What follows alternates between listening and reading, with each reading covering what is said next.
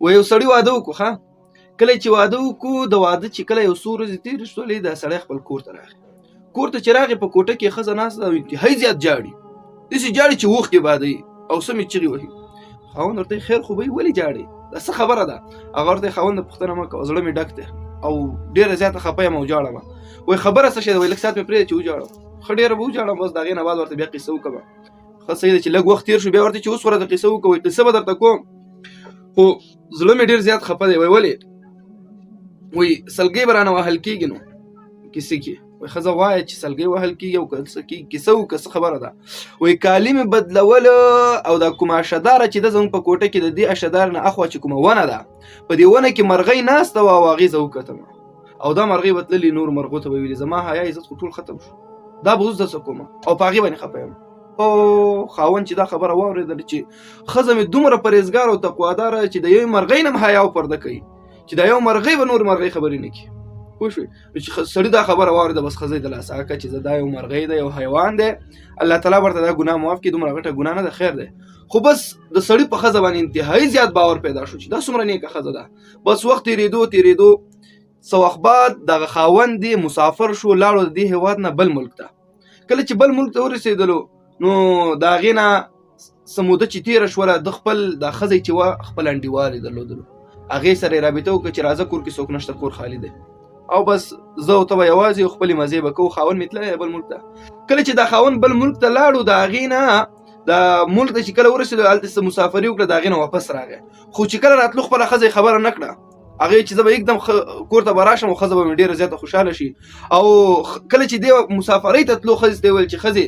زه مسافرۍ ته نه تلم که بله ښځه وی خو تا باندې ډېر زیات باور لرم ځکه چې ته د یو مرغۍ نه پرده کوې نو ته به د نورو خلکو نه څومره ډېره پرده کوې نو ځکه مسافرۍ ته ځمه چې ته ډېره دینداره ښځې په تا باندې باور لرم او یوازې ته پرېږدم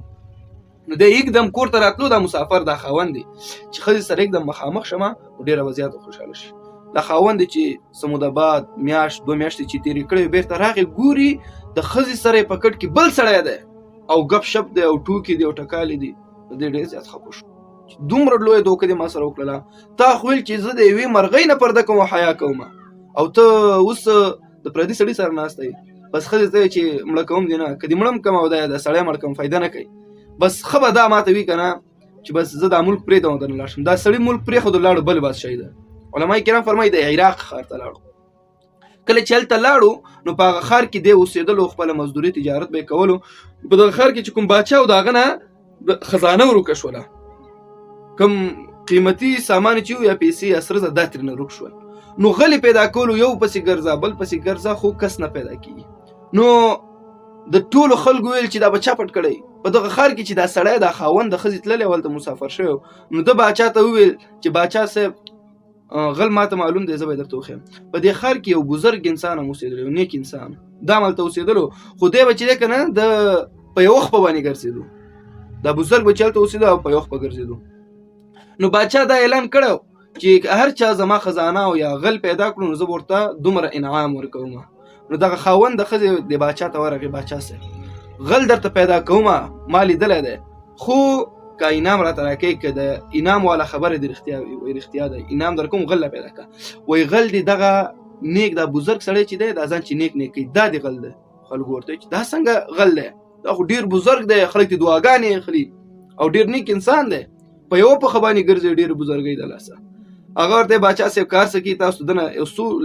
لختې ووهي درته خپله حلوۍ غلا هم ده کړې ده دغه بزرګ به کله ناکله د باچا دربار ته په پخواني باچایانو به ځان سره دربار کې نیکان خلک هم ساتل نو ده باندې د نیک انسان ګمان کولو ځکه دی په یو خپله ډېرې بزرګۍ نه ګرځېدلو نو باچا چې کله دا بزرګ راټینګ کړو یو څو څپېړې یو څو لختې په عسکرو باندې ووهلو هغه خپله حلوۍ چې و غلا ما کړې ده بس دې ښځې خاوند ته انعام ورکړو چې دا واخله خو باچا صاحب ورته وایي چې دا تجربه دې د کوم ځای نه زده کړله چې دا دومره لوی بزرګتوب ګمان په مونږ کولو چې دا بزرګ دی او تا ته معلوم شو چې دا غل دی د تجربه د کوم ځای نه زده کړې تا ته څه معلوم شو چې دا غل دی وایي باچا صاحب د چې کومه قصه پې تېره شوې وه د ښځې مرغۍ چې د ښځې سره خبرې مثال لیدلې وه کالي بس ټوله کیسه یې ورته د ښځې وکړه بیا راسره داسې بې وفایي وکړه وایي باچا صاحب نقصان مې غټ کړی دی خو په دې نقصان کې راته یو لویه تجربه دا حاصله شوله که څوک ځان په د وخت د زمانه کې د حد نه زیاته بزرګي کوي د حد نه زیات ځان بزرګ ښیي که نه د زمانې لوی مجرم همدا دی تر ټولو لوی مجرم. اوس بزرګي ده چې دی په یو پښه باندې ګرځي. ما وایي چې دی په یو پښه باندې ګرځي ده کې شیطاني شته